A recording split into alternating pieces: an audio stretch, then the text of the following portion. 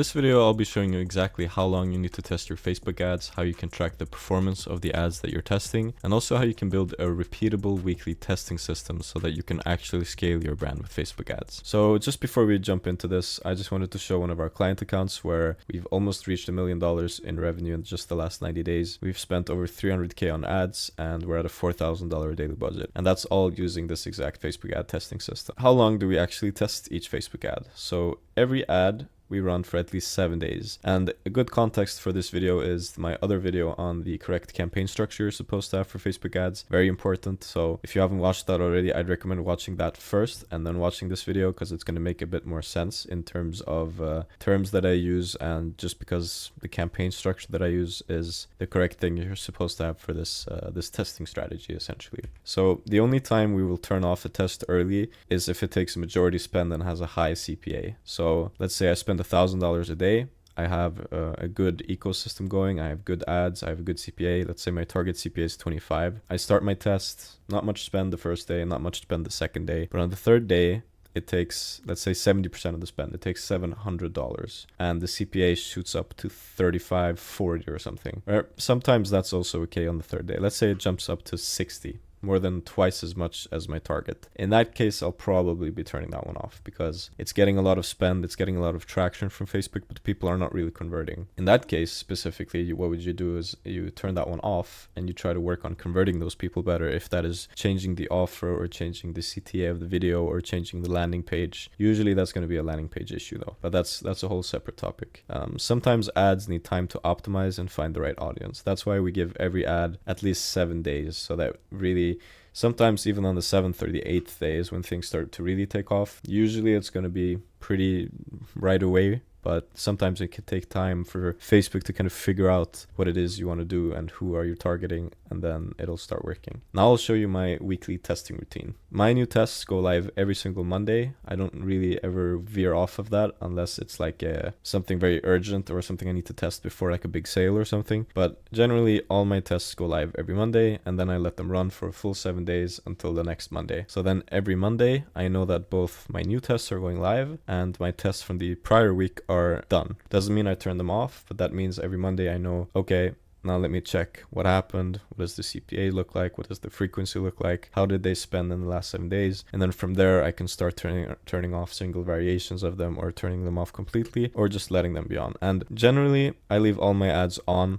unless they are costing me money, because Facebook is going to be allocating spend anyway. So the more ways you give it to allocate spend efficiently, the better. So if you have an ad that is taking 5% of spend at like half of your CPA goal, then there's no reason to turn that off just because it has little spend. You can just let that one run. And like I said, review results the following Monday and update the ad plan, which I will be talking about a bit more later in this video with learnings. And then you lean on off based on performance. This is what a test usually looks like for me. One ad set consists of one concept, right? And each test contains 3 creatives, if that's images or if it's videos, 2 primary texts, and 2 headlines. Each of the creators have one differentiating variable, and I talk about this in my campaign structure video as well. So if you watched that first, that's good for you. If you still haven't, I'd recommend doing that. You're testing all these different variations. You're giving Facebook all these factors to kind of test. So let's say image 1 with primary text 2 combined with headline number 1. Maybe that's the best combo, but you just want to let Facebook decide that. So what I usually do, 3 videos or 3 images,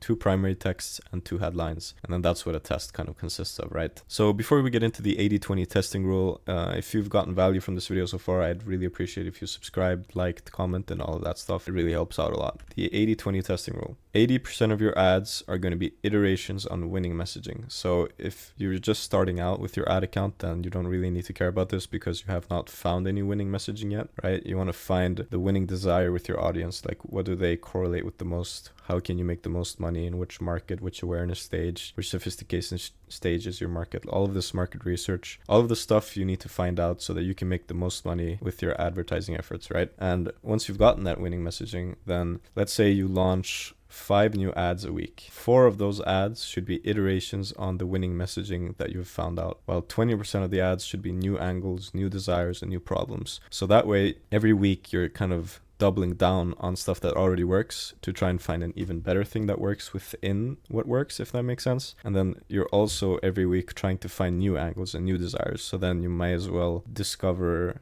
new messaging that you can then utilize to create more winning ads, if that makes sense. So the goal is to quickly build on what works and also explore what else could work. Because if you don't explore what else could work, then you're only gonna always focus on that winning messaging, and then you risk kind of running out of ideas or running out of working ads, essentially. So it's always important to also test new things. Now we can get into the ad plan, the one I talked about before, which is supposed to be your best friend. And this I'd recommend more for beginners. I think if you're a seasoned marketer, then you don't really need this, but it does help a lot to kind of just keep track of what desires have you tested, what problems have you tested, which persona did you go after, what were the results, and why were the results like that. Okay, can we learn off that? Because when you're testing every week and you just have everything in your head, it's like you have no idea what the fuck is going on in the account. You have no idea about these macro things that are going on. So this gives you a good overview. Maybe sometimes when stuff is going downhill, you can go back to the ad plan and you can just check over things and, you know, maybe paint a picture of why things are going the way they are. So here are the things you're going to be tracking in your ad plan. Every time you launch an ad, you're going to have the batch number, the launch date, the status review, the creative hook, the persona that you're going after, the desire you're going after, which market awareness stage are you targeting, and which market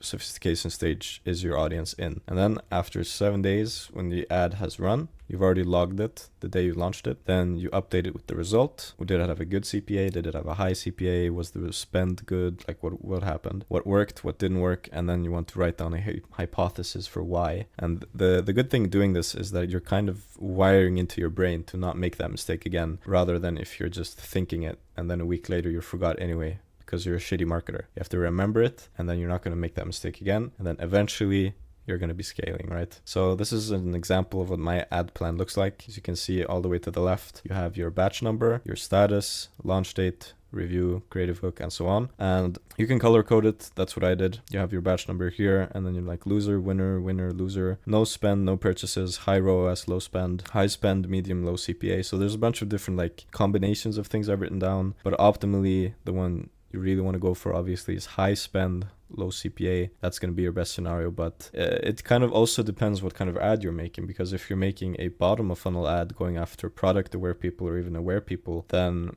getting a low spend, low CPA is also very good, because if you have 3 or 5 of those and then you also have a top of funnel ad that's bringing in all these people into your funnel, and that's the types of ads you want to be able to catch them and to convert them. So if this system makes sense, but you don't want to handle all the strategy and all the creative, then feel free to book a call with me below. It's absolutely free, and we can talk about your brand, your bottlenecks, your strategy, and then we can see if we're a good fit to work with each other, because I help brands doing this every day. I do recommend watching that campaign structure video, like I mentioned before, very important, and I will catch you in the next video. Thank you for watching.